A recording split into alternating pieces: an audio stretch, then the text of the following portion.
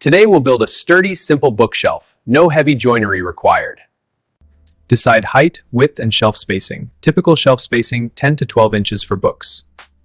Here's what you'll need.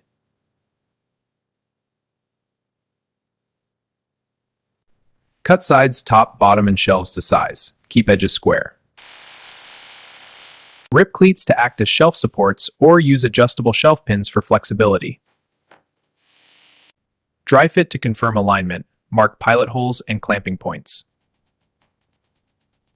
Glue plus screws equals fast, strong joints. Countersink screws and fill holes later. Back panel keeps everything square. Use plywood or shiplap. Sand from 120 to 220 grit for a smooth finish. Stain highlights grain. Paint gives a modern look. Seal with clear coat.